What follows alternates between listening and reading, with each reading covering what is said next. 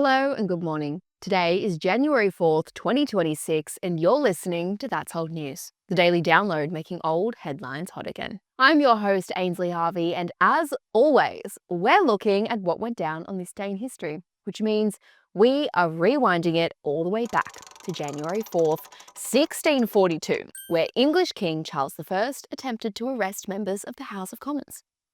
Believing they were challenging his royal authority, Charles marched 400 soldiers into Parliament and demanded that House Speaker William Lenthal give up their location.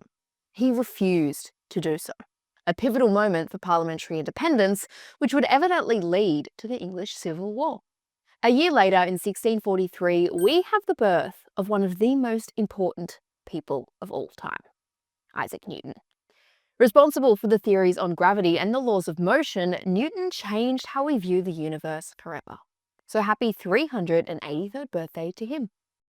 Meanwhile, on this day in 1847, two manuscripts found their way to publisher T.C. Newby. The first was titled Agnes Grey, while the second was titled Wuthering Heights. Attributed to Ellis and Acton Bell, pseudonyms for Anne and Emily Bronte, they were published later that year following the success of their other sister Charlotte's Jane Eyre.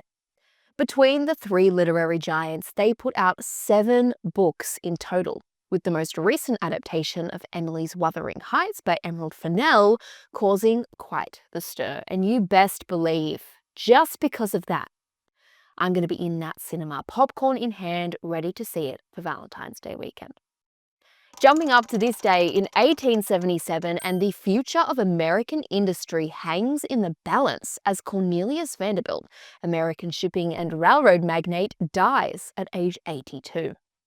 Vanderbilt left an estimated $100 million to his son, William Henry, who doubled the family fortune, creating a dynasty to rival any of the old money members of society. So RIP Cornelius, and thank you for the building of Grand Central Station, aka the place Serena van der Woodsen made her debut on Gossip Girl. Next, we're headed out of this atmosphere with the USSR's Luna 1, which became the first spacecraft to pass the moon on this very day in 1959. While it was not the first spacecraft ever launched, the Luna 1 mission upped the ante of the space race to the goal of landing on the moon.